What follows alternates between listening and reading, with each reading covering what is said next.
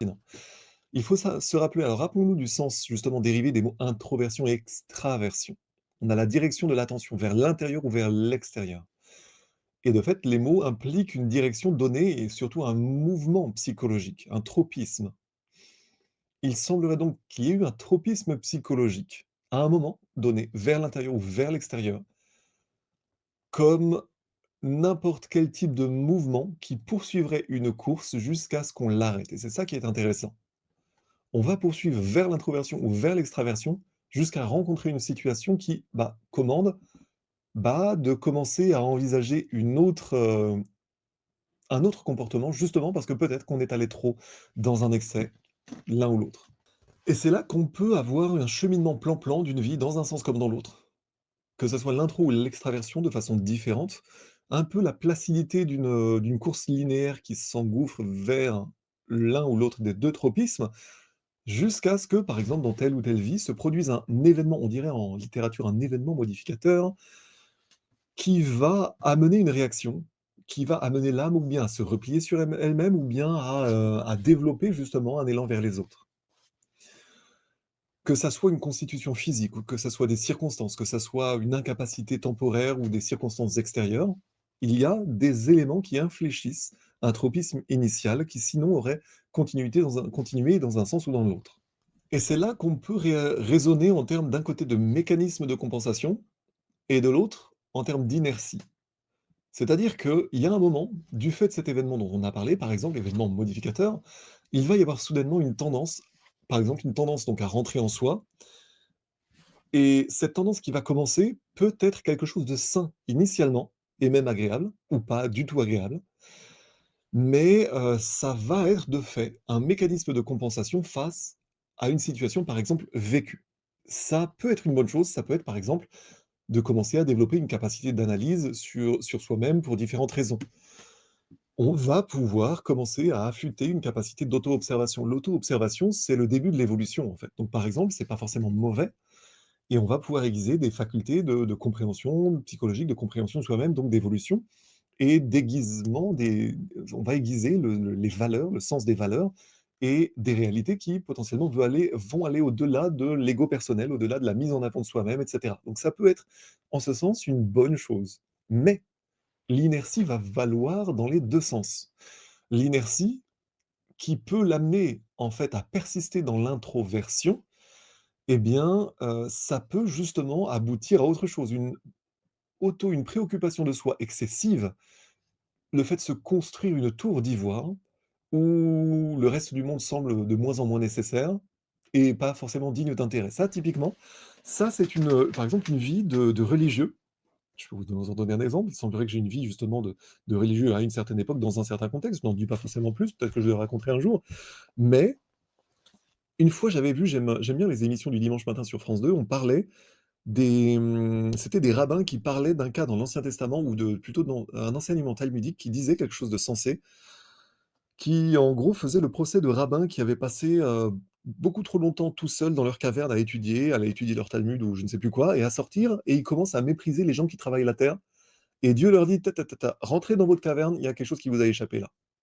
On vous a pas demandé d'étudier pour votre nombril, on vous a demandé d'étudier pour être utile au monde et pas pour vous moquer des gens qui sont plus utiles au monde que vous concrètement, parce que vous mangez grâce à ces gens».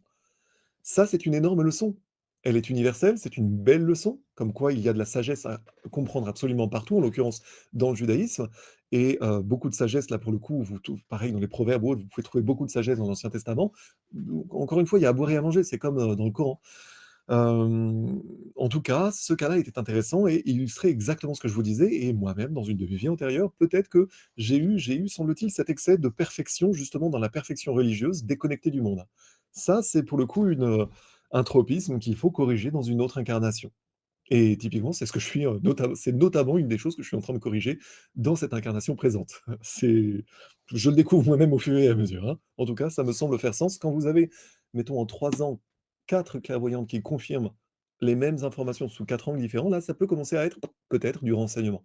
On reparlera de ces choses-là une autre fois, mais en tout cas, voilà, le fantasme de la tour d'ivoire derrière l'introversion, derrière la surétude de son propre nombrilisme ou des réalités où on tutoie les sphères, et cetera, mais on s'éloigne du concret, Ça peut être justement un autre risque et donc comme on disait, l'inertie va aller dans un certain sens et c'est là qu'on peut développer un sentiment d'éloignement des humains et une froide supériorité qui va isoler de plus en plus l'âme de son prochain. Et c'est là où on peut développer une attitude négative qui va finalement la rendre inactive et même asociale. C'est vraiment les cas dont je viens de parler là, c'est plus qu'intéressant parce que là, on a une inertie vers à partir d'un élément déclencheur qui nous a amené vers une introversion jusqu'à un excès d'introversion, eh bien ça va devoir être corrigé plus tard. Les tendances donc risquent là de persister par inertie, avec l'inertie du mouvement initial et même de s'intensifier avec les vies suivantes, jusqu'à ce que finalement, la retraite en soi finisse par devenir malsaine et que initialement qu'on va pouvoir avoir des causes karmiques qui vont être mises en mouvement par des péchés, par exemple un péché de nombrilisme ou d'égotisme ou d'illusion suprémaciste. Le fait de concevoir sa supériorité en se sentant obligé de rabaisser toujours l'autre, eh bien, il est tout à fait possible que les péchés, de fait, commis envers le prochain, ou envers la création, ou envers tout ce que vous voulez, par omission ou par commission, vont potentiellement accompagner donc une errance et vont occasionner un effondrement sous une forme ou sous une autre. Là, on va mettre le karma en mouvement par excès intolérable, un état intolérable, une impasse spirituelle qui vont finalement faire que l'âme va se dire: «OK, là, j'ai besoin d'autre chose» ou bien, quelque part, les guides supérieurs qui guident que ce soit nos anges gardiens ou que sais-je, vont, conspirer avec l'âme pour dire: «Bon là, tu as besoin de prendre une baffe dans un autre sens». Par exemple, les religieux hyper rigoristes qui vont, typiquement les excès rabbiniques pharisaïques le pharisianisme chamaïte d'avant les guerres judéo-romaines, par exemple, une fois que l'État s'effondre, bah, ils ont été les premiers confrontés au peuple et ils ont été obligés là de baisser sans doute d'un ton, parce qu'ils méprisaient beaucoup le peuple et ils soulevaient sans cesse le peuple contre les souverains hasmonéens, puis hérodiens, puis contre l'occupant romain et ça a eu des conséquences dont eux ont fini par être les victimes. C'est un exemple, par exemple. On peut envisager cet exemple d'un retour de baume karmique. Toujours est-il que l'état intolérable va amener des conséquences, par exemple, d'être confronté au peuple comme on n'aurait pas voulu l'être quand on est dans notre tour d'ivoire, et cetera. On a vraiment des cas intéressants là. Vous voyez ça aussi dans Games of Thrones, par exemple, on pourrait faire des parallèles. En tout cas, l'état intolérable va devoir va créer, va porter en gestation la modification du tropisme initial, que ça soit donc, là, pour le coup, l'introversion et on va devoir aller chercher ce que l'on a oublié de développer dans une autre expérience, que ça soit celle-ci ou que ce soit la suivante. C'est là que, d'une façon ou d'une autre, les causes et conséquences vont se mettre en mouvement, jusqu'à ce que, de fait, la douleur devienne tellement intolérable que l'âme va être et la personnalité va devoir se décider à évoluer.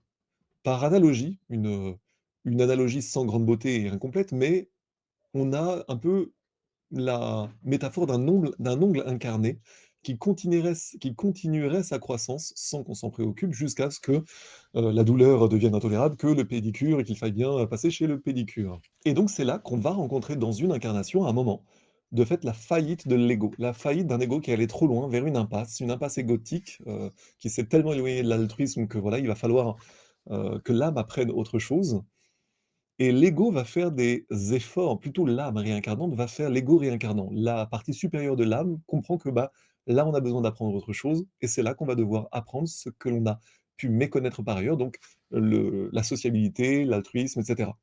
Il va falloir un peu extérioriser les choses, devenir un peu plus extraverti et par du concret.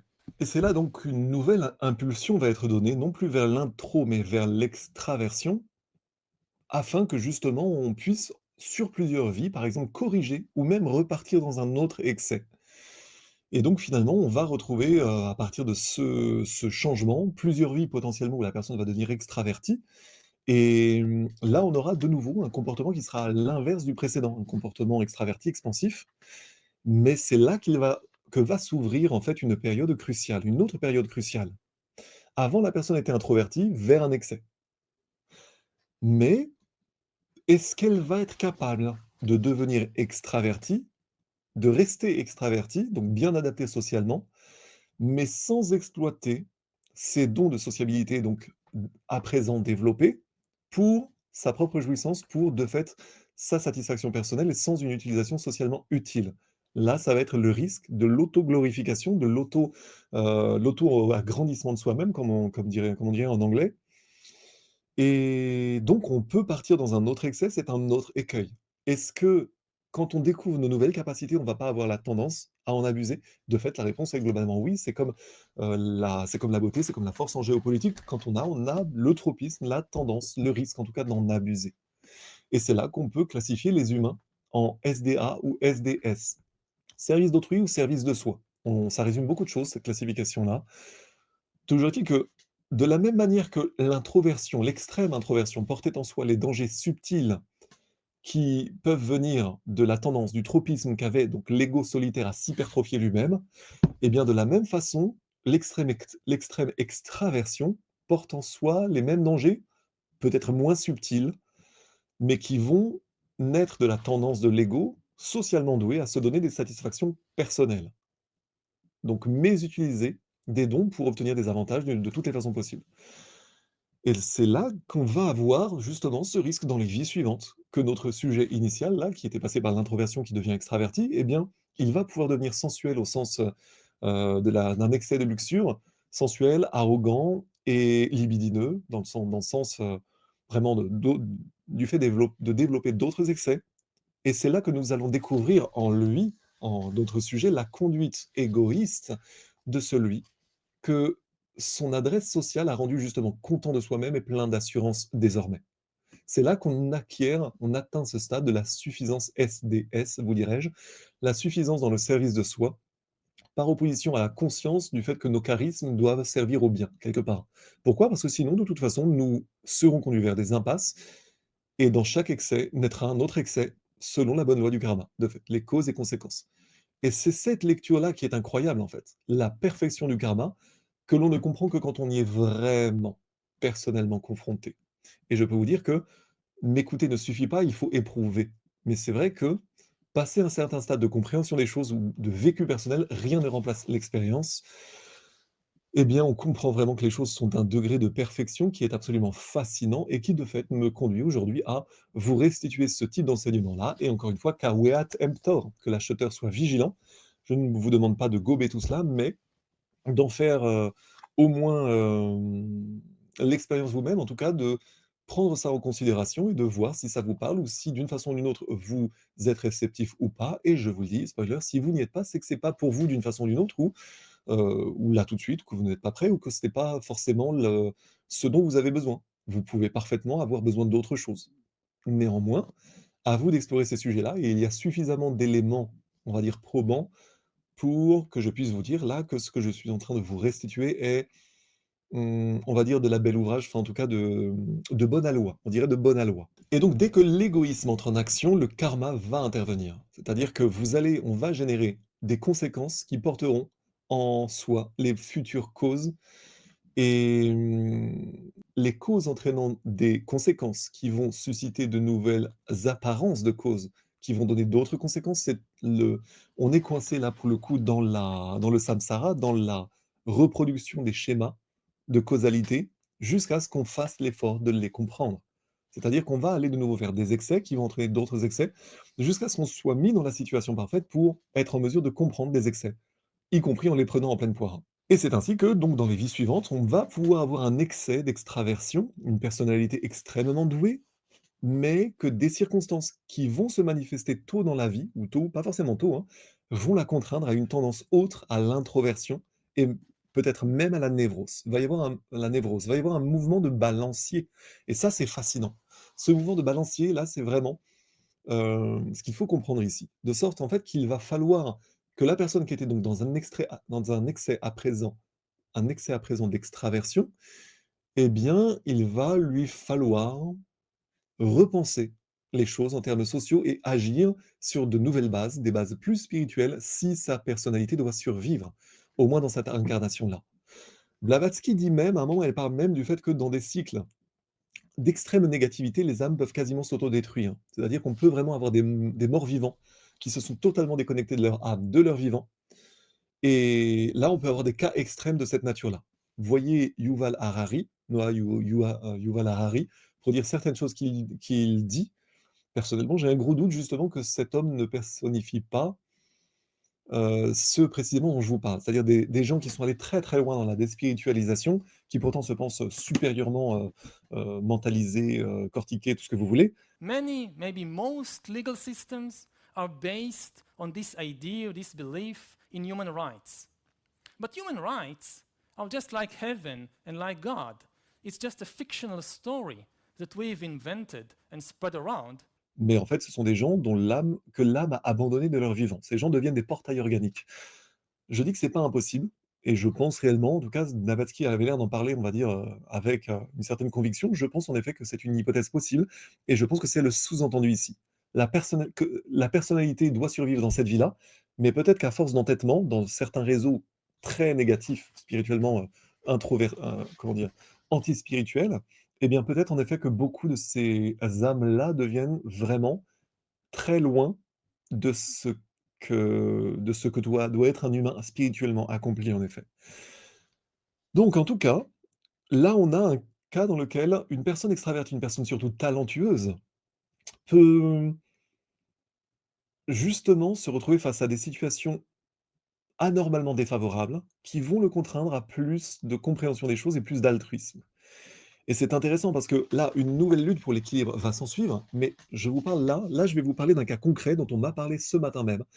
Un ami très spirituel que, la première fois que je l'ai rencontré, j'étais persuadé de l'avoir connu en Égypte, c'est assez marrant. Donc c'est une conversation que j'ai eue il y a, mettons 3 heures, dans lequel il me racontait exactement ça et de fait, parce que moi j'étais en train de préparer cette vidéo que j'allais, vous soumettre, eh bien, j'ai été en mesure de lui donner une potentielle cause explicative du cas qu'il m'a raconté. Mon ami, lui, est instructeur, pilote instructeur aérien et il m'a raconté le cas d'un de ses meilleurs élèves qui pourtant a été complètement ostracisé dans un certain contexte de formation et c'était incroyable que le meilleur ne soit le seul à ne pas être, invité à telle cérémonie ou ne pas avoir été pris dans telle ou telle compagnie et cetera, alors que c'était objectivement le meilleur de partout, mais vraiment partout. Il surperformait partout. Eh bien, à l'aune de ce que je viens de vous lire et de vous dire, il est tout à fait possible, et là, c'est ce que j'ai pu restituer à mon camarade en direct, il est tout à fait possible que cet homme était dans la situation où il était allé peut-être trop loin dans l'autoglorification de lui-même et que peut-être que plutôt que ce soit un risque actuel ou futur, qu'il allait être guetté par un excès d'autoglorification, antispirituelle et que peut-être qu'il fallait tout de suite il fallait que son ego prenne quelque part un retour de baume pour espérer qu'il ne prenne pas un mauvais chemin par la suite. C'est tout à fait fascinant de voir que nous pouvons avoir ce genre de phénomène, par anticipation, qui sont de fait des choses que l'on ne s'explique pas tout de suite, mais dont la cause sera peut-être compréhensible plus tard ou serait compréhensible si, ou sera peut-être, compréhensible plus tard quand il vivra des choses négatives et qu'il consultera à un moment des psychologues qui comprendront rien ou des gens qui lui expliqueront, il y a aucune cause, jusqu'à ce qu'il rencontre une personne, s'il prend le temps de rechercher, une clairvoyante ou que sais-je, quelqu'un qui a des dons de vision comme ça, qui lui expliquera qu'il y a un lien avec quelque chose de mal qu'il a pu faire dans une vie antérieure et cetera. Ou alors le risque, qui le guettait d'être et cetera. Et peut-être que d'ailleurs, je suis moi-même en train de vivre des choses, assez similaires d'ailleurs. Mais en tout cas, là nous avons un, mouvement de balancier qui va s'opérer d'une vie sur l'autre, qui va être une nécessité et également une cause explicative de bizarreries vécues dans une vie à un moment donné.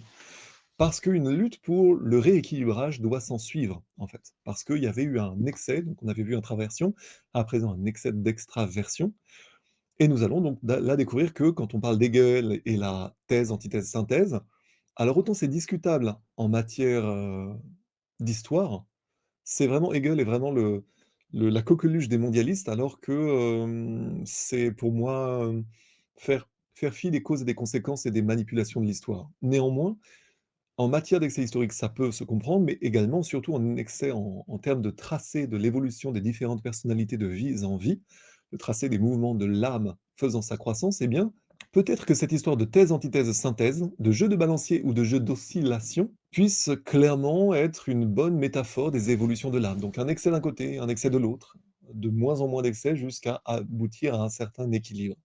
Un certain équilibre.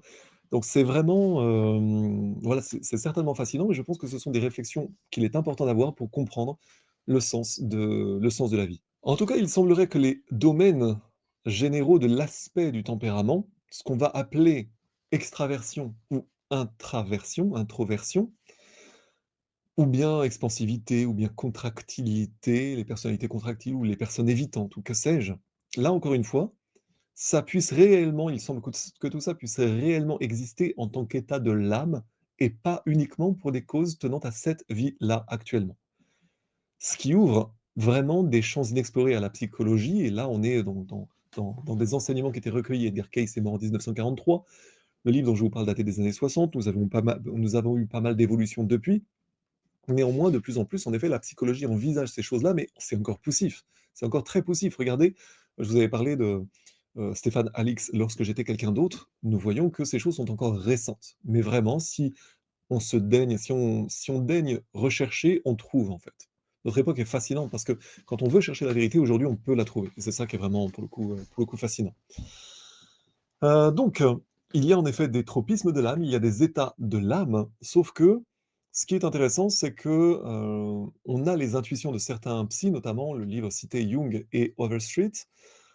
Eh bien, on a l'intuition vraie, donc de ces 2 attitudes fondamentales de l'âme et de quelque chose comme une polarité entre ces 2 tendances. Cependant, et là c'est important et c'est là que la psychologie doit évoluer, c'est que les tendances ne sont pas fixes et ça, c'est extrêmement important et ça, c'est vraiment l'une des raisons les plus importantes pour lesquelles je fais ces vidéos-là. C'est-à-dire que les idéologies actuelles ont tendance à enfermer les gens dans des tropismes comme s'ils étaient, irréversibles. On voit ça également pour les LGBTQIA+, tout ce que tu veux, mon tude sur la commode. L'idée que l'homosexualité, par exemple, soit une fatalité ou soit absolument inébranlable. Ou l'idée que, bah, moi je suis comme ça, c'est comme ça et pas autrement, ou, les introvertis, les extravertis et surtout on met des étiquettes sur les gens et on classifie les gens de façon très abusive alors que ce que l'on est en train de voir, c'est que ce que je suis en train de vous expliquer, ce ne sont en réalité que des états transitoires. C'est ce qui n'est pas aussi bien dit que la façon dont je vous le restitue dans ce livre, mais ce sont des états transitoires, c'est-à-dire des tropismes à un moment donné, dans un certain contexte, au fil d'un certain nombre de vies qui ont été égrenées, mais ça ne veut absolument pas dire il y ait un fatalisme, que rien ne bougera.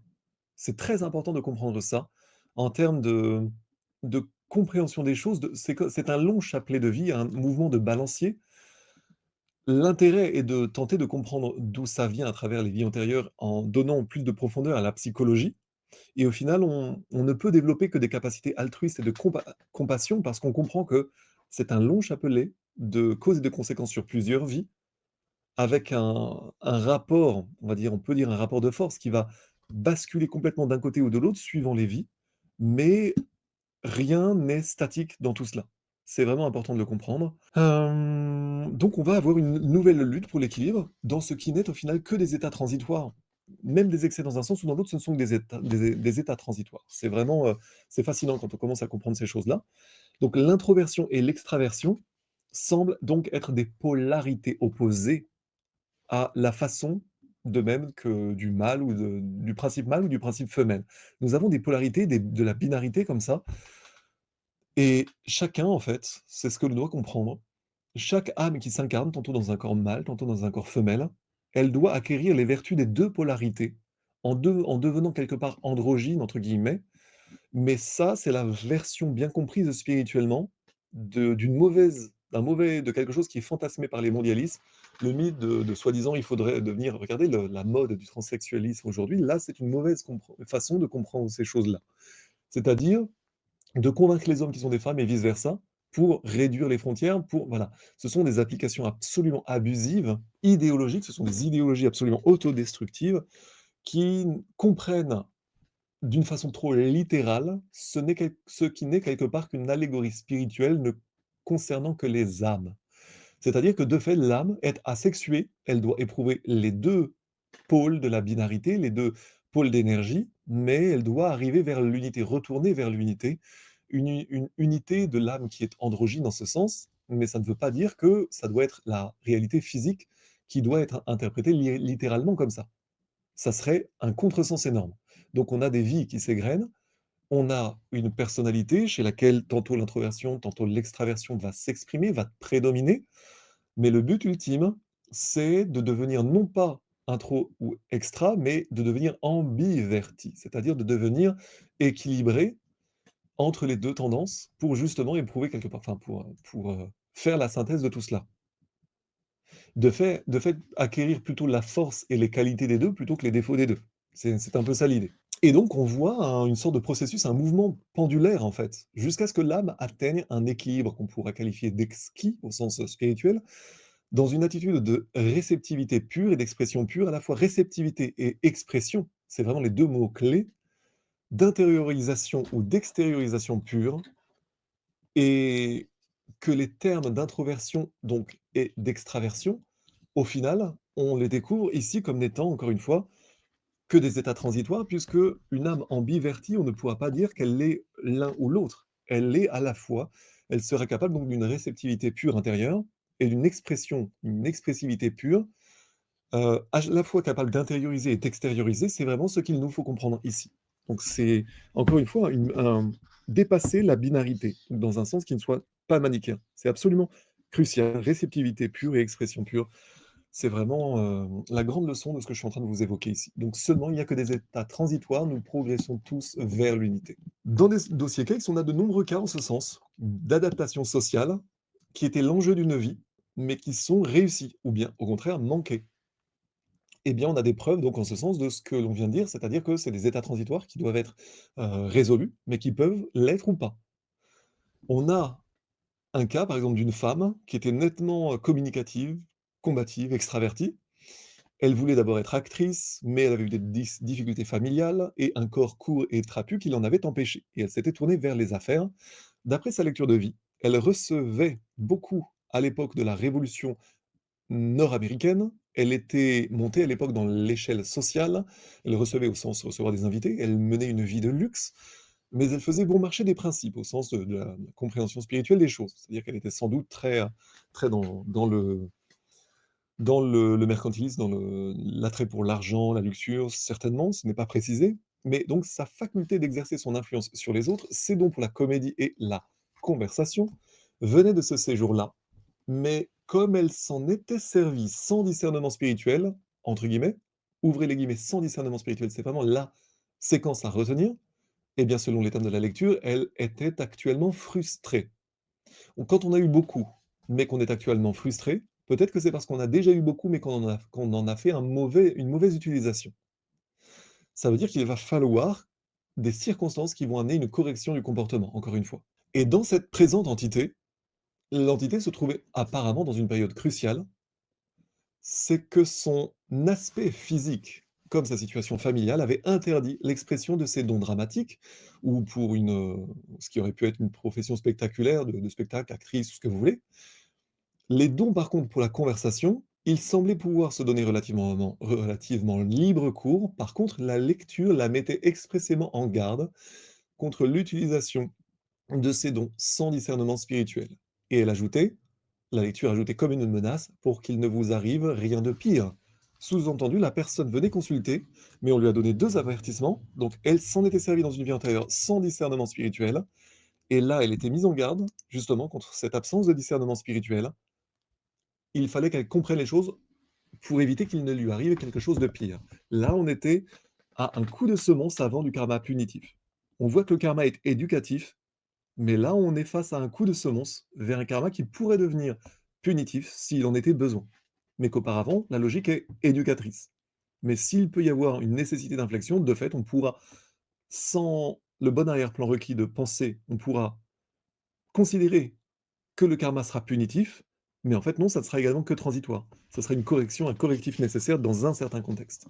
Là, pour le coup, c'est un appel à la conscience, sinon pan cucu, mais n'empêche qu'il y a une logique dans laquelle, heu, il vaut mieux prévenir que guérir, il vaut mieux comprendre les choses trop tôt que trop tard, encore une fois. C'était là, souvenez-vous de la citation de Benjamin Franklin de tout à l'heure. C'est intéressant dans ce cas, et comme dans d'autres, parce qu'on nous montre à quel point le projet spirituel et la croissance spirituelle, ou le problème spirituel, sont en fait inséparables. On est mis dans certaines circonstances. Il y a en apparence, mettons, un enjeu professionnel, mais il peut y avoir un problème spirituel, où il peut y avoir un enjeu qui n'est pas que professionnel, qui est bien plus spirituel sur le temps long. De fait, on constate la vie de l'âme dans la vie réelle, et il y a une connexion entre la vie réelle et la vie de l'âme, et il y a même des infléchissements qui peuvent aller dans un sens à partir de la vie réelle. On rencontre quelque part toujours nos nécessités de progression en tant qu'âme dans les circonstances de la vie quotidienne, professionnelle ou autre. Fréquemment, comme dans le cas dont on a parlé là, une frustration professionnelle se manifeste non forcément par un manque d'aptitude, mais en raison d'un défaut spirituel dont la correction serait impossible si l'ambition professionnelle était satisfaite. Et ça, c'est quelque chose d'ailleurs qui me parle pour différentes raisons. Mais c'est personnel, on va dire. La lecture donnée à cette femme, elle avait donc 32 ans, elle lui donnait le conseil de devenir actrice ou de s'occuper des jeunes ou des reclus. Mais de toute façon, il lui fallait apprendre à se servir de ses dons d'une manière constructive et altruiste. Ici, je vous fais vraiment une lecture augmentée parce que bon, je formule un peu mieux les choses que dans le livre, mais la leçon là est vraiment énorme. Lui apprendre à donc se servir de ses dons de manière constructive et altruiste. Typiquement, par exemple, quand j'ai commencé à travailler dans le lobbying, je sais, moi, ça m'a choqué dès le début, mais j'aurais parfaitement pu, en m'accrochant, par exemple, dans un certain contexte, faire beaucoup d'argent, mais faire fi des principes. C'est un choix et tout le monde est éprouvé. Mais vraiment, mon premier stage au Parlement européen, j'ai vu des gens qui avaient mon âge et qui se vantaient auprès de moi d'être corrompus, de s'être fait corrompre. C'était de la gentille corruption, mais c'était quand même de la corruption. Et surtout, c'était des gens qui, c'est ça qui m'avait chopé, moi, qui m'avait choqué, des gens qui liquidaient l'agriculture française, qui s'en vantaient, qui trouvaient ça très bien d'un côté, et qui de l'autre se vantaient d'être corrompus. Moi, je sortais de la fac de droit, je me suis dit, oula, est-ce que j'ai envie d'être comme ça? Mais j'aurais bien aimé en croquer plus longtemps dans un certain contexte pour justement mais mon idée a toujours été d'apprendre des méchants pour savoir vraiment comment ça se passe. Et je ne l'ai pas forcément fait de la façon dont j'aurais voulu, autant que j'aurais voulu, pour d'autres raisons. À l'époque, j'étais mû par autre chose. Et rétrospectivement, je comprends beaucoup mieux les choses. Mais là, je suis précisément, moi, personnellement, dans le cas que je viens de vous énoncer. Parce que mon tropisme d'âme était autre, en tout cas j'y étais sensible, et j'ai été, de mon point de vue, aiguillonné dans une certaine direction. Un autre cas, c'est celui où on rencontre des conditions psychologiques correctives et qui sont rendues nécessaires dans le présent parce qu'un mauvais usage fait dans le passé, justement, concernait des dons extravertis qui avaient été mal utilisés dans le passé. On a un cas comme ça, avec une femme de 49 ans, secrétaire privée à Washington, on est encore dans l'entre-deux-guerres sans doute. Ses lettres indiquent qu'elle ne se sent acceptée dans aucun des milieux où elle essaie de pénétrer, probablement parce que dans son enfance, ses frères et sœurs plus âgés la repoussaient. Elle écrit, je cite, j'ai grandi avec un complexe de peur qui ne m'a jamais quitté. Lorsque je sors avec une bande, entre guillemets, un groupe, je sens toujours que ma compagnie est indésirable et je me demande toujours ce que je dois dire ou faire. Je voudrais aller plus profondément dans les choses, mais je ne sais comment m'y prendre. J'ai toujours le sentiment que je dois en faire davantage que ce que l'on attend des autres, par peur de ne pas plaire. Complexe de l'imposteur à fond là, hein. Ainsi, je sacrifie ma santé et mon confort afin de faire quelque chose pour quelqu'un. Je veux qu'on ait besoin de moi. Puis elle raconte qu'elle a eu 3 déceptions amoureuses. Pour 2 d'entre elles, l'homme qu'elle aimait, tout en protestant de son amour, l'avait quittée pour en épouser une autre. Donc là, c'est le cas d'école. On a vraiment un mélange de difficultés à s'intégrer, on a des prophéties autoréalisatrices, on a ces personnes qui en font trop pour être acceptées, alors que dans ces moments-là, on sent qu'il y a une grande insécurité et surtout, quand des personnes en font ça, on sent que les autres le sentent également. Eh bien, de façon intéressante, la lecture de vie indique que cette femme avait été antérieurement l'un des premiers colons de l'Ohio. Elle traitait les autres avec affabilité, mais seulement dans son intérêt personnel. Et ça, c'est quelque chose de crucial. Seulement dans son intérêt personnel. Je cite ainsi l'entité, tout en étant satisfaite de sa réussite donc personnelle, donnait beaucoup de déception à autrui. L'entité exerça son pouvoir sur les mêmes individus, donc dans la vie antérieure, hein, sur les mêmes individus qui lui causent des préoccupations dans le présent. Là, c'est encore plus fascinant. Parce que d'un côté, elle a causé des déceptions à autrui, mais surtout, on voit que l'entité, dans cette vie actuelle, elle rencontre dans le présent les mêmes individus qui lui causent actuellement des préoccupations. Eh bien, c'était dans le passé qu'elle avait exercé son pouvoir sur les mêmes individus. Je cite de nouveau, l'entité exerça son pouvoir sur les mêmes individus qui lui causent des préoccupations dans le présent. Là, c'est fascinant. Se servir des autres comme tremplin, c'est s'enfoncer dans le karma auquel il vous faut faire face en vous-même. Fin de citation. Je répète, se servir des autres comme tremplin, c'est s'enfoncer dans le karma, auquel il vous faut faire face en vous-même, par la suite. Il y a une expression allemande qui dit über Leichen gehen, aller sur des cadavres. Elle résume beaucoup de choses. Là, c'est d'autant plus fascinant, donc il y a 2 sous-entendus. D'abord, on doit se faire corriger quelque part, y compris dans les déceptions ou dans les bizarres incapacités personnelles d'en faire l'introversion, mais en plus, il peut y avoir un lien entre les personnes qui, dans cette vie-là, par exemple, nous procurent des déceptions avec des choses qu'on leur a faites par ailleurs avant. C'est d'autant moi, ça m'intéresse d'autant plus que c'est vraiment des cas auxquels j'ai été confronté, mais personnellement, et ça dev pour moi, c'est trop précis là, de toute façon, ça m'est personnel, mais vraiment, ce sont des cas d'école qui, là, pour le coup, sont riches d'enseignements, en fait. C'est-à-dire que derrière des incongruités apparentes, il peut y avoir des causes avec des causes à tiroir et ça donne donc ce genre de situation, pour le coup vraiment étonnantes, mais qui, de fait, ont une explication. Vraiment, c'est fascinant. Encore une fois, je ne fais que vous retransmettre ces enseignements-là, c'est à vous de choisir. Je ne fais que vous en donner une vision, à vous de choisir ou pas, et surtout, je ne vous demande pas d'acheter ça sur étagère. C'est à vous d'éprouver les choses. Mais ça peut aussi vous faire gagner du temps, et c'est le but de l'opération.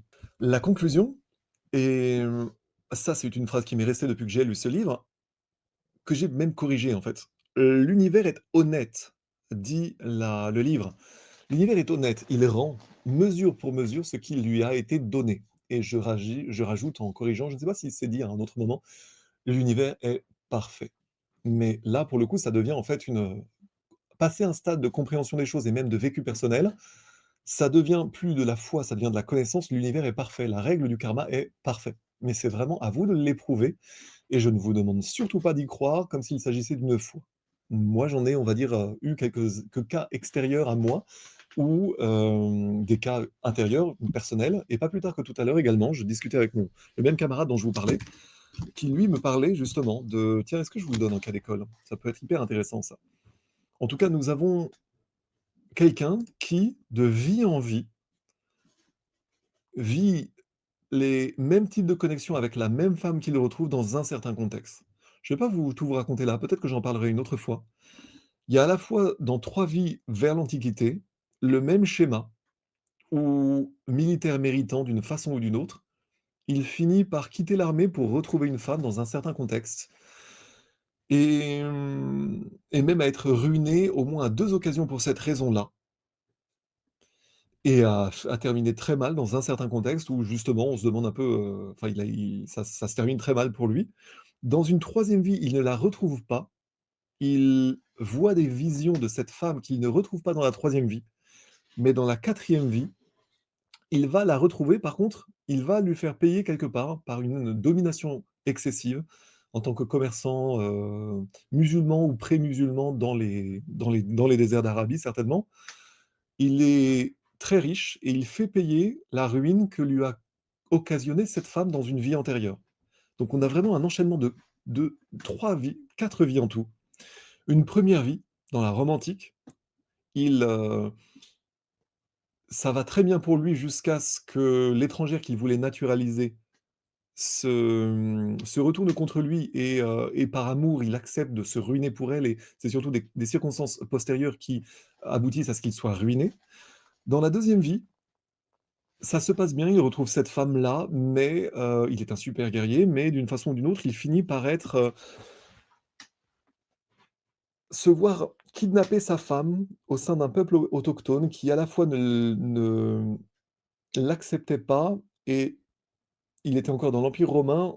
Les Romains voyaient également d'un mauvais œil qu'un soldat aussi méritant ait choisi une étrangère et au final, c'est le peuple autochtone qui peut-être, par brigandage ou bien parce que la femme était belle ou bien pour faire tourner en bourrique cet homme, il kidnappe sa femme et cet homme quitte l'armée pour retrouver cette femme et il dépense sa fortune et sa vie et ne la retrouve pas et c'est considéré comme, désertion. Il finit par mourir d'une mort horrible alors que c'était un éclaireur, un espion méritant et en fait, on finit par le prendre pour un transfuge et il finit très mal. Dans la troisième vie, il devient de nouveau un soldat méritant, mais il ne retrouve pas cette femme-là. Il est un très bon commandant, très aimé de ses hommes, mais en but à sa hiérarchie qui l'envoie jusqu'à des missions suicides où il finit par y mourir. Mais il aura été seulement perturbé par des visions qu'il aura associé à des djinns, en croyant que c'est la faute des djinns et que c'est pas forcément une prémonition de la femme qu'il doit retrouver dans cette vie. En tout cas, il y a une drôle de connexion. On pourrait en faire un film de ce que je suis en train de vous raconter, hein. Dans cette troisième vie, il est il va falloir breveter ce scénario-là, il va falloir mettre ça dans une enveloppe solo parce qu'on trouvera ça il y aurait moyen de faire un film magnifique. Donc dans cette troisième vie, il ne retrouve pas sa femme, il n'en est que perturbé, un peu comme une idée fixe, comme dans la symphonie fantastique de Berlioz. Mais là, il voit des visions de cette femme, il pense que ce sont les djinns qui l'abusent. Il n'est même pas marié, il ne retrouve pas cette femme-là, il en aurait pourtant les moyens, mais il est donc perturbé par ces visions et il finit donc par, mourir dans une mort héroïque et on comprend que c'est vaguement dans un contexte arabe, à ce que j'ai compris, plus ou moins peut-être nabatéen ou parthe peut-être ou perse, j'en sais rien. Mais il n'avait là que des visions de sa femme et c'est dans la quatrième vie antérieure qu'il va retrouver sa femme mais là par contre il va lui faire du mal en justement abusant de sa situation sociale, ce qui va amener donc à une vie difficile pour cette femme-là. Mais il semblerait qu'il y a un certain nombre de vies donc dans laquelle cet homme retrouve cette femme et je vous le donne en mille, la même femme de son époque était, sa Amber Heard à lui dans cette vie actuelle. Eh bien, dans cette vie actuelle, il a eu des choses que j'ai moi-même quelque part vécues, une relation très houleuse, mais là, pour le coup, avec une femme avec laquelle il est engagé, avec laquelle il a une fille et donc il a retrouvé cette femme-là, mais les causes des instabilités vraiment très anormales que cette femme lui a imposées si longtemps étaient à relier à cette quatrième vie antérieure dont je vous ai parlé. Mais si vous remettez ces 4 vies là bout à bout, vous avez un scénario incroyable qu'il faut d'urgence vendre à Jean-Jacques Hano. Je vais le breveter, comme ça on va pas me le voler, il faut pas déconner non plus, hein. Je vais le breveter avec ce camarade et on va soumettre ça. Je vais vendre ça à je ne sais quel réalisateur ou réalisatrice.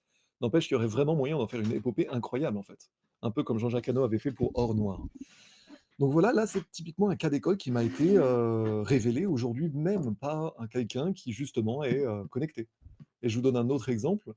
Lui, d'une autre de ses vies antérieures. Il est instructeur pilote aujourd'hui, mais il a une vie de pilote américain de la Seconde Guerre mondiale, mort dans un crash d'avion en France, abattu avec, semble-t-il, une pièce métallique qui lui est rentrée dans le thorax durant le crash et de façon significative, il avait une marque de naissance, une sorte de décoloration sur la poitrine, mais formant un angle droit qui était vraiment bizarre. Il s'était toujours demandé d'où ça venait et quand la médium lui a dit ça, il lui a montré, il y a le lien en tout cas, en termes de validation, c'est assez incroyable, quoi. Et d'ailleurs, il avait une affinité avec toute sa période, avec cette période, avec les armes, avec les avions, de son ancienne vie vraisemblable de militaire et également un tropisme, une sorte de nostalgie de l'âme vers les États-Unis actuellement, outre le fait qu'il est réincarné en France.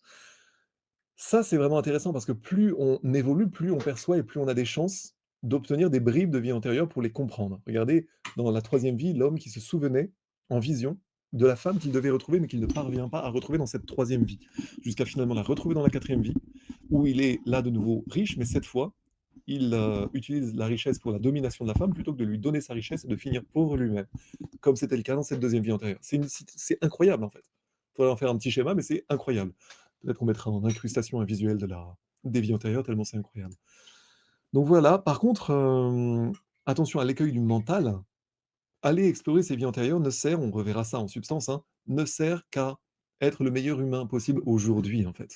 Et surtout, à conserver une bienveillance quand on est confronté à des comportements humains absolument anormaux. Donc ça, c'est vraiment le gros enseignement de ce que je vous dis. C'est pas aller triturer les vies antérieures pour la curiosité d'aller triturer les vies antérieures ou pour se gargariser du fait que oui, j'étais Napoléon, j'étais Alexandre le Grand, tout ça. Ça, c'est l'égo-voyance écueil assez classique. Mais la connaissance doit servir à l'action concrète d'aujourd'hui, en fait. C'est vraiment important incidemment. Et plutôt qu'à, comme dans le cas d'école dont je vous parlais, revenons à notre sujet, hein, plutôt qu'à aller sur des cadavres, comme le disait l'expression allemande, qui correspondait, souvenez-vous, à la femme qui ne se sentait jamais intégrée, on revient à notre propos précédent, qui se sentait toujours indésirable, qui ne se sentait jamais intégrée, qui pensait toujours avoir besoin de trop en faire, qui était toujours abandonnée comme par une malédiction, elle ne comprenait pas. C'était parce que, en tout cas, dans l'explication qu'en donnait Case, c'était clairement que elle avait donné beaucoup de déception à autrui dans une vie antérieure, alors qu'elle était très satisfaite de sa réussite et de fait, l'entité avait exercé son pouvoir, souvenez-vous, sur les mêmes individus qui lui faisaient des misères aujourd'hui. Et quand on se sert des autres comme tremplin, eh bien, on s'enfonce dans le karma. auxquelles il nous faut de nouveau faire face aujourd'hui. En vous-même, avant tout, comme dit Edgar Cayce. Elle est incroyable cette phrase, hein. Se servir des autres comme tremplin, c'est s'enfoncer dans le karma auquel il vous faut faire face en vous-même. C'est vraiment un principe de vie, en fait. Vous comprenez qu'à chaque fois que vous abusez d'autrui, vous vous faites porter en germe, ce que vous allez devoir, affronter, que ce soit aujourd'hui ou demain. Et moi-même, j'ai vécu vraiment un cas très similaire à un peu ce dont je vous raconte, ce dont je vous parle, pardon. Voilà, en tout cas, c'est des enseignements concrets. C'est incroyable que là, tout de suite, ce matin, j'ai parlé à mon ami et je vous ai donné des cas concrets de ce dont je pensais vous parler aujourd'hui et qui lui ont permis à lui aussi d'éclairer quelque part sa situation ou autre. C'est très drôle en fait. J'ai un rapport assez bizarre à ce livre parce que c'est comme si ça avait fait partie de mon instruction et c'est aussi vraiment pour cela que, rappelez-vous, je vous le restitue parce que je suis sûr que ça peut servir vraiment à beaucoup de monde. Et comme ce livre est pas super bien traduit, il y a des petites choses à corriger ou à actualiser, voilà donc l'exégèse, la raison de l'exégèse que je vous soumets ainsi. Voilà. Donc l'univers est honnête, plus qu'honnête, l'univers est parfait. En fait, il rend mesure après mesure, mesure pour mesure, ce qui lui a été donné. Il ne vous est renvoyé que ce que vous émettez. C'est incroyable en fait.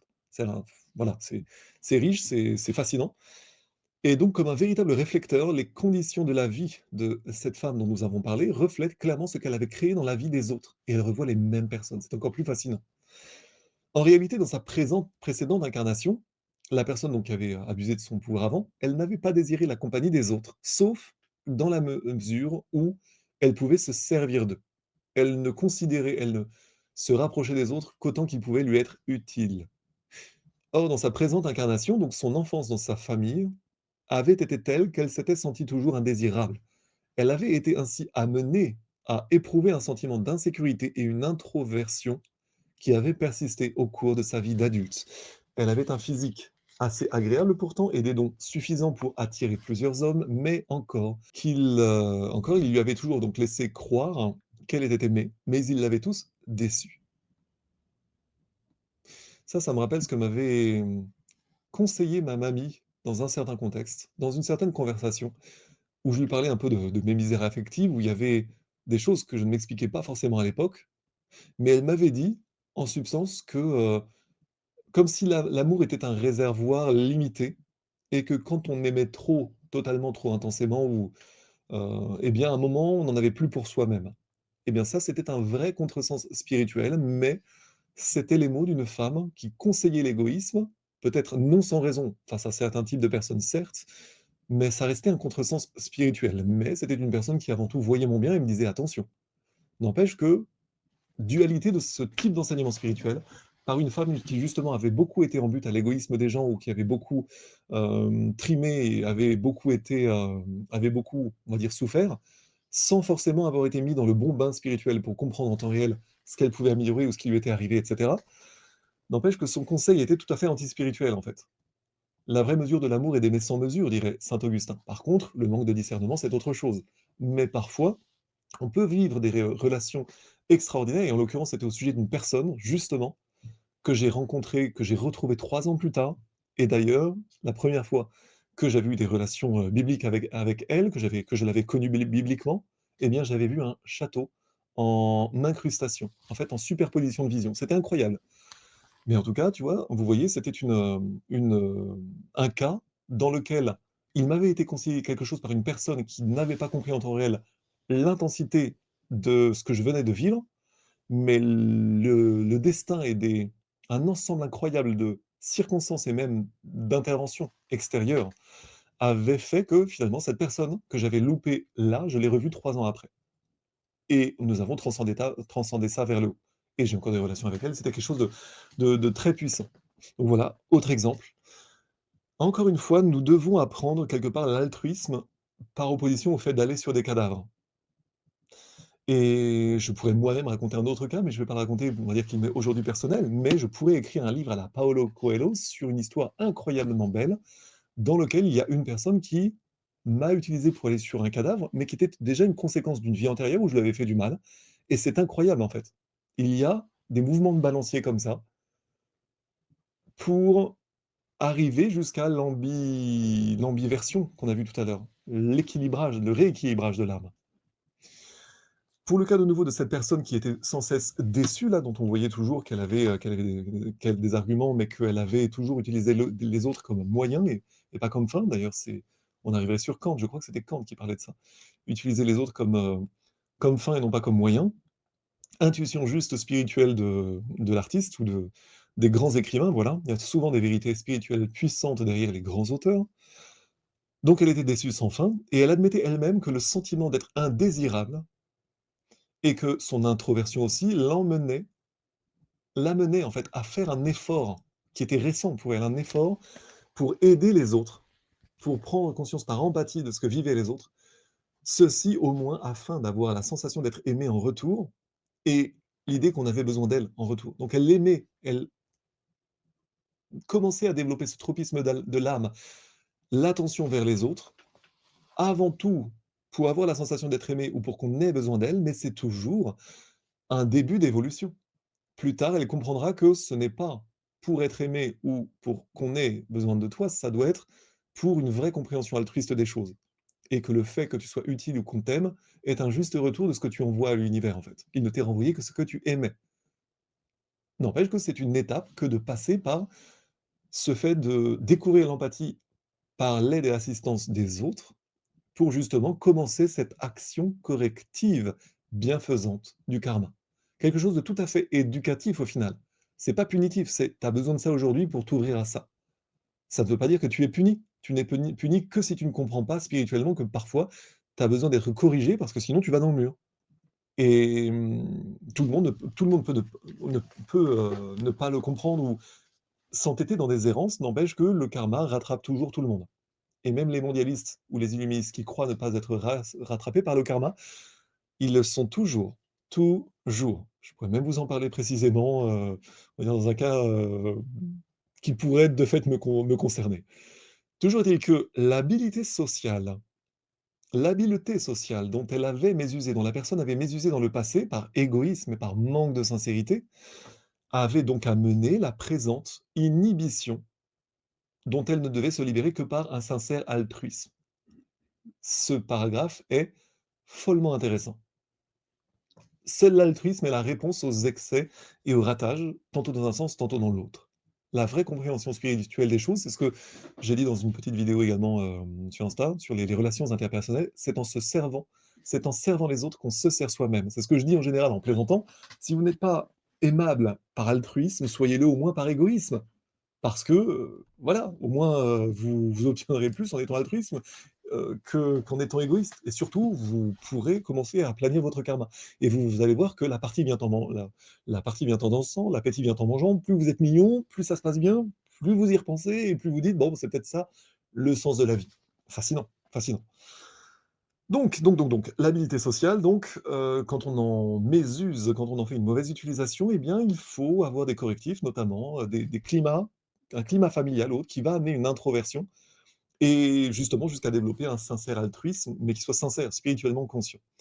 La déception, en ce sens, n'est qu'une étape. La déception que causent les gens, de fait, c'est une expérience assez répandue, hein, mais invariablement, c'est du karma boomerang. En tout cas, c'est ce qu'enseignent les lectures de Case. Quand vous êtes déçu, quand vous vous en prenez plein la gueule, parfois, c'est du karma boomerang et parfois, au niveau psychologique et même surtout karmique, en fait. C'est pas que ouais, vous êtes, déçu, enfin, l'interprétation ne devrait pas être que psychologique. Il peut y avoir des causes karmiques, notamment chez les cas qui semblent être, une quasi-malédiction. On peut se demander: «C'est quoi ce bordel, quoi?» Donc, sur ce point, aucun récit ne pourrait être plus concis que celui que je vais citer là, qui montre vraiment avec un ton empathique que le karma boomerang, bah, ça te revient invariablement dans le groin. Je cite: «L'entité a souvent été déçue par les autres. Connaissez», c'est une exhortation, «connaissez cette règle primordiale, une loi qui est éternelle. La graine qu'on a semée doit être un jour moissonnée. Vous avez déçu les autres. Aujourd'hui, par vos propres déceptions, il vous faut apprendre la patience, écoutez bien, la patience la plus belle de toutes les vertus et la moins comprise. Fin de citation. Elle est magnifique, cet extrait est magnifique. Je le résume en toute progression prend du temps. J'enfonce une porte ouverte, bravo champion. N'empêche que donc la règle primordiale, la loi éternelle, la graine qu'on a semée, on doit la moissonner, tôt ou tard. Si on a déçu, Eh bien, on doit, par nos propres déceptions, apprendre la patience, la plus belle de toutes les vertus et la moins comprise. C'est fascinant, je trouve, l'expression vraiment de la patience, la plus belle, je dirais la plus cardinale de toutes les vertus et la moins comprise. C'est fascinant et je peux vous dire vraiment que pour l'expérience que j'en ai, j'ai vécu vraiment des choses type, Amber Heard, Johnny Depp. J'en avais un peu parlé incidemment, notamment, une Amber Heard endommagée par le domaine du mannequinat Epstein, Weinstein, ce genre de choses notamment. Et le camarade dont je vous parlais avait vécu quelque chose de similaire, différent mais similaire, en tout cas de l'irrationnel féminin, jusqu'à la pire extrémité. Eh bien, ce qu'on a semé, on doit le rattraper et ça s'entrecroise de vie en vie. C'est-à-dire que, pour l'exemple, là où il y aurait une histoire à la Paolo Coelho à écrire également, nous avons une vie de religieux ensemble avec vœu de perfection, vœu de pureté suprême religieuse, relation totalement platonique, à une certaine époque. À une autre époque, nous nous retrouvons, je lui fais le plus grand mal qui puisse être, et à notre époque, nous nous retrouvons, et disons que j'ai fait tout ce qu'il fallait pour la remettre sur les rails, dans un contexte où elle était dans un état de perdition, mais totale, alors que c'était absolument incroyable par rapport à ce qu'elle aurait dû être. Et de fait, aujourd'hui, grâce à moi, elle a clairement repris pied de la meilleure façon possible dans le domaine du mannequinat, alors qu'elle en avait été vraiment durablement privée par des vicissitudes de la vie absolument incroyables, mais incroyables, vraiment, à la Epstein-Weinstein. Mais le résultat, ou voire à la Didi, mais protégée quand même, n'empêche que de vie en vie, c'est comme avec l'exemple de mon ami dont je vous ai parlé, les choses s'entrecroisent et c'est absolument fascinant de comprendre que ce qui est semé d'une façon ou d'une autre porte en germe ce qui doit être récolté, mais également ce qui doit être surtout compris avec altruisme, avec lecture arrière et surtout, à partir du moment où on connaît ces choses-là, tous les tropismes qui pourraient dire: «Mais pourquoi cette connasse me fait ça?» Eh bien, quand ça a une explication, il ne reste plus que la compassion, la compréhension et la grande gratitude, premièrement pour l'expérience de vie, deuxièmement pour la perfection de l'univers, la perfection du karma, c'est absolument génial au final, mais c'est incroyable, il faut le vivre quoi. Et j'ai encore pris ma claque récemment avec une autre histoire connectée avec un autre membre de ma famille justement, qui était directement connecté, mais une autre personne dans la même histoire. Ça veut dire qu'en 3 ans, 4 médiums ou clairvoyantes ont confirmé une, même relation, en fait, 6 vies antérieures en tout dans un certain contexte, confirmant les au moins 3 vies antérieures avec cette personne-là. Mais une autre personne proche de ma famille était mêlée et tout se transcende dans la lumière, en fait, quand vous comprenez les choses. Mais quand vous avez cette volonté consciente de, comprendre les choses et de ne jamais être dans la vengeance, mais de toujours être dans la compréhension et également la liquéfaction de ce que vous devez liquéfier si vous devez prendre du karma boomerang dans la gueule, mais avant tout, la patience, la plus belle, la plus cardinale et la moins comprise de toutes les vertus. Je peux vous dire qu'il y a une différence entre lire ça dans un livre et vivre ça en temps réel. N'empêche que là, je vous restitue un enseignement de première qualité par quelqu'un qui l'a vraiment vécu avec des cas externes et tout un cheminement derrière. Genre, comme je vous dis, je pourrais en écrire un livre à la Paolo Coelho qui serait certainement potentiellement un best-seller, en tout cas quelque chose de sérieux, quoi. Voilà, incidemment, donc il est clairement typique, pour boucler notre cas d'école là, il est typique chez les extravertis ou bien chez les gens qui ont la vie facile, notamment la richesse, eh bien, c'est typique de ne pas se soucier des autres, de ne pas développer l'empathie pourtant nécessaire à une élévation spirituelle de l'âme. Eh bien, quel meilleur correctif que de devoir subir à leur tour l'indifférence, l'insensibilité d'autrui et d'en être victime et de fait d'être à la merci des autres par une actuelle introversion qui va les rendre incapables sur le plan social. Donc ils vont devoir quelque part subir ce qu'ils ont subi d'une façon ou d'une autre.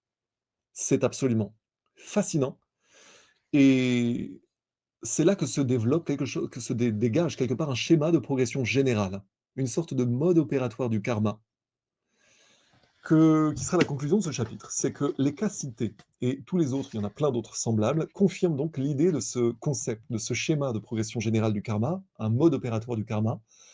Encore une fois, l'univers est parfait, l'univers est honnête et surtout l'univers est parfait. Eh bien, l'idée c'est qu'une tendance de l'âme va continuer à se manifester tant qu'elle ne rencontre pas d'obstacles, comme par l'inertie de son mouvement initial, depuis qu'il y a eu, mettons, comme des boules de billard, en fait. Il y a eu un premier rebond, bah, on continue tant qu'il y a pas d'obstacle. Et bien donc, on va aller d'un excès diamétralement opposé au premier, jusqu'à ce qu'il y ait de nouveau un correctif, et c'est par mouvement pendulaire qu'on va aboutir à une sorte d'équilibre, en fait. C'est comme les mouvements également, les effets de fronde en astronomie. On va aller très, très loin, on va être projeté très loin jusqu'à se stabiliser en orbite elliptique.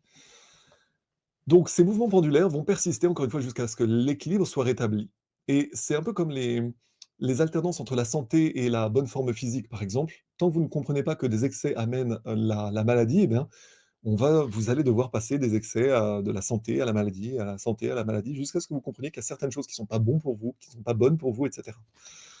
On a donc, des passages comme ça de l'extraversion, de l'intraversion par ce mouvement oscillatoire, ce mouvement de balancier. Là, on a parlé du contexte introversion-extraversion à partir de Jung, mais on pourrait aussi arriver aux mêmes conclusions si on prend d'autres typologies psychologiques et c'est là que c'est fascinant. C'est-à-dire qu'on peut partir d'autres typologies psychologiques, de l'époque ou comme d'aujourd'hui, on va pouvoir remarquer que, les valeurs ou bien les valeurs de Sprang ou les typologies corporelles, ou là, ça sera intéressant parce qu'on reverra cette histoire de karma de la beauté. Eh bien, on voit que, quel que soit, pareil, le Big Four, la, dark, la triade noire, vous voyez les vidéos des phylogènes là-dessus, eh bien, on voit que, avec un point de vue, un postulat réincarnationniste, mais qui en réalité n'est pas un postulat, mais est plutôt la conséquence de l'expérience croisée. Là, en l'occurrence, quand je vous parle, moi, dans mon cas personnel, c'est vraiment pareil pour mon camarade dont je vous ai parlé, c'est 3 ans, 4 clairvoyantes au moins, et concernant au moins 2 personnes, 2 relations, et en fait 3 de fait, à travers 6 ou 7 vies antérieures. Là, ça commence à être un croisement de sources comme dans le domaine du renseignement. Ce n'est pas un abruti qui dit une bêtise. C'est de sources croisées qui ne se connaissent pas, qui disent les choses avec une telle précision et surtout une conséquence en termes d'avant et d'après, qui est tellement incroyable que, waouh, il y a un moment où on est obligé, ce n'est plus de la croyance, ce n'est plus de la foi, c'est de la connaissance. Voilà la grande différence entre la croyance et la connaissance. En tout cas, des enseignements derrière sont prodigieux et le plus grand enseignement, c'est la patience. En l'occurrence, j'ai été récompensé de ma patience parce que j'aurais pu, commettre je ne sais quels excès, j'aurais pu très bien ou même judiciariser la chose dans un certain contexte. Mais au lieu de ça, j'ai été récompensé par ma patience et ma recherche. C'est exactement comme mon camarade dont je vous parle. C'est en n'ayant voulu vraiment chercher les causes et conséquences et comprendre les choses plutôt que s'arrêter aux conséquences, et c'est aussi parce qu'on a été aiguillonné. Mon camarade me raconte la façon dont il a moult fois voulu quitter sa copine et à chaque fois, le destin s'orientait de façon à ce que ça ne soit pas possible. Et c'est incroyable et pourtant il lui en a fait vivre des choses mais absolument incroyables. Les extrémités, surtout encouragées aujourd'hui par le féminisme ou bien par la vraie beauté féminine, peuvent donner lieu à des excès incroyables que subissent les hommes. Au final, la leçon, c'est que ce que nous subissons, il ne nous est pas donné plus que ce que nous pouvons encaisser. C'est-à-dire qu'il y a une logique dans ce que nous subissons, même si vous ne la voyez pas tout de suite, d'où l'importance de, je répète, la patience, la plus cardinale, la plus belle et cardinale de toutes les vertus et la moins comprise.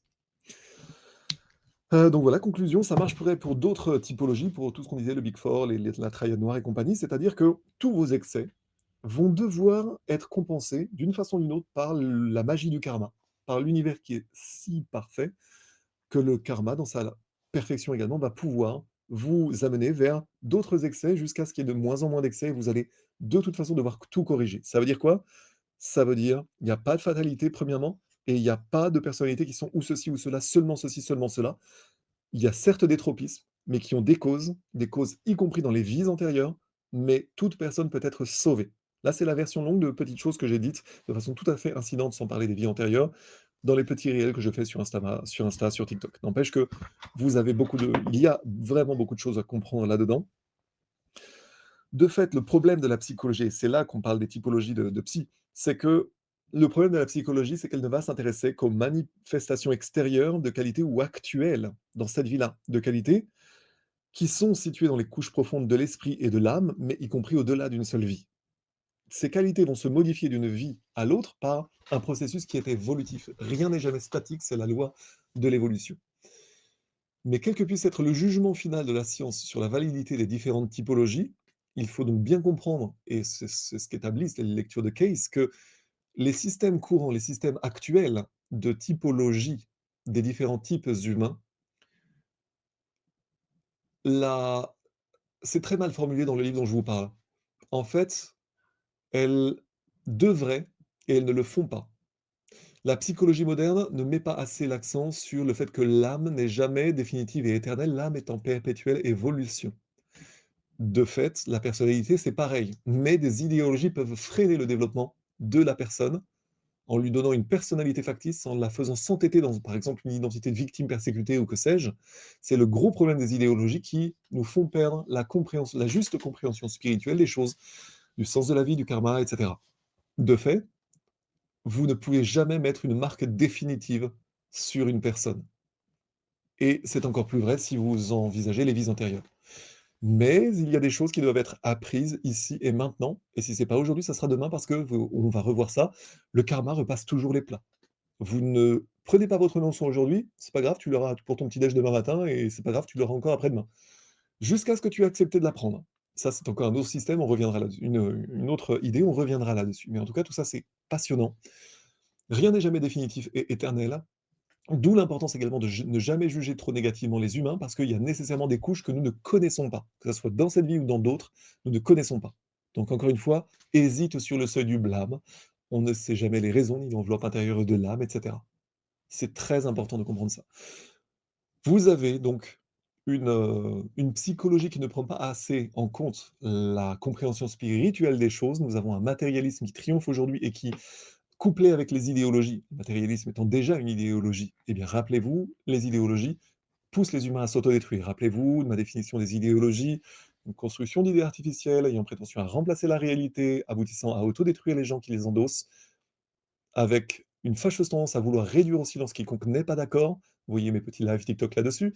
Et la question des financements. Quand c'est artificiellement financé par, qui par Soros, qui par d'autres, c'est pour que les gens perdent du temps dans des idéologies pendant 15 ans et subsidiairement pour faire de ces gens potentiellement les gros bataillons de Soros et consorts. C'est-à-dire que ces gens qui peuvent perdre leur temps, on va les utiliser et surtout s'engouffrer sur de mauvaises pistes, on va les réutiliser pour faire qui 1789, qui la révolution bolchevique, qui le mouvement Extinction Rébellion, qui Charlottesville, ce que vous voulez. C'est le même principe. Si nous n'apportons pas une expertise supérieure en termes de contre-influence, nous allons voir les humains s'autodétruire par friction les uns contre les autres. C'est vraiment un sujet absolument énorme qu'il nous faut bien comprendre ensemble.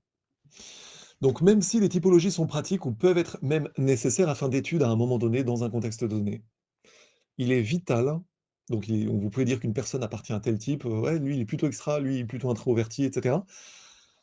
En fait, quel que soit le type de typologie, c'est la conclusion, quel que soit le type de la typologie psychologique qui va être retenue, eh bien il faut vraiment bien garder à l'esprit que cette typologie ne sera jamais autre chose qu'une fixation provisoire de la conscience, qu'une phase provisoire dans la croissance de l'identité éternelle, dans la croissance de l'âme, dans ce qu'elle a de divin. Tout cela, ce ne sont que des états transitoires. Mais pareil, j'insiste là-dessus, pareil, parce que je m'étais inscrit en faux justement quand j'avais vu, on peut trouver une vidéo internet, on la mettra en incrustation, je ne sais plus comment elle s'appelle. Une vidéo justement qui expliquait les causes scientifiques de l'homosexualité comme si c'était statique, comme si c'était immuable et indépassable. En fait, les causes biologiques sont des conséquences du karma, en fait. D'une façon ou d'une autre, vous pouvez avoir été mis dans cette cause spirituelle et scientifique, dans cette cause, mettons, scientifique et biologique, oui, ça ne veut pas dire que vous n'ayez pas quelque chose à comprendre dans cette vie et que les choses soient totalement statiques autant que vous le croyez. Par contre, peut-être que dans cette vie, vous êtes en train d'apprendre justement l'homosexualité ou en tout cas un autre rapport à l'autre sexe, peut-être parce que vous avez eu des excès autres dans une autre vie antérieure, par exemple. Peut-être que vous avez on reviendra sur cette question de l'homosexualité qui est très intéressante également sous l'angle du karma. Voilà. Donc, ça remet également en cause, quand on parlait de la patience, la plus belle et la plus cardinale de toutes les vertus, ça c'est quelque chose que je veux rajouter, ça remet totalement frontalement en cause ce que je vous disais, l'idée selon laquelle, soi-disant, on ne peut pas changer les autres, on ne pourrait pas changer les autres. «Ouais, on peut pas me changer, je suis comme ça, on se refait pas». Ça, c'est des phrases de vieux cons, ça. Même des jeunes parfois les prononcent. Mais bien sûr que si, en fait, on peut toujours changer soi-même et changer les autres, mais tout prend du temps, tout changement prend du temps. D'où, je disais donc, la patience, la plus cardinale, la plus belle la plus cardinale et la moins comprise de toutes les vertus. D'où l'importance de la patience donc et de la bienveillance évidemment parce que, encore une fois, on va revoir ça que aucun effort n'est jamais perdu, aucun amour n'est jamais perdu. On va revoir ça aussi. Ça rappelle, également la très belle, je crois que j'en ai déjà parlé, la très belle musique du spectacle du Puy du Fou dont j'ai déjà parlé, je crois. Rien ne meurt jamais, rien n'est jamais perdu en ce sens. Eh bien, tout cela également dans la bienveillance, mais dans une vraie compréhension spirituelle du vrai motif pour lequel il faut vraiment être bienveillant. C'est-à-dire, bien prendre en compte le fait que par définition, face à n'importe quel type d'instabilité humaine, eh bien, par définition, nous n'avons pas encore les causes, nous ne voyons que les conséquences. Donc bien dissocier les causes et les conséquences, bien être conscient du fait qu'on ne se voit projeter à la gueule que les conséquences, ça sera à nous d'aller chercher les causes. Et je peux vous le dire, qui cherche trouve. Frappez et on vous ouvrira. Si vous avez besoin de comprendre les causes et conséquences dans cette vie actuelle, vous reviendrez dessus, vous reviendrez nécessairement face à ce qui doit être résolu. J'ai dit vénérable maître, voici pour le sujet aujourd'hui, sujet qui était donc très long dans sa version extensive. Si vous êtes ici, c'est vous que vous avez digéré la synthèse. Si vous êtes ici jusqu'à la fin, j'ose espérer que vous avez appris beaucoup de choses, en tout cas de visions plus justes de la vie. Voilà donc pour ce développement du principe de continuité du karma à travers les types humains et la compréhension du fait que ces types ne sont jamais statiques. C'est vraiment ce qu'il faut comprendre aujourd'hui. Il n'y a pas de fatalisme, ni relationnel, ni spirituel. C'est juste spirituellement faux. Par définition, nous évoluons toujours. Ça prend le temps que ça prend le nombre de vies que ça prend. Le seul problème étant que nous sommes dans des enseignements spirituels insuffisants et souvent que c'est aggravé aussi par des idéologies qui nous encouragent à rester très loin des véritables enseignements spirituels du moment. Je vous remercie pour votre attention et j'espère que vous en sortirez grandi.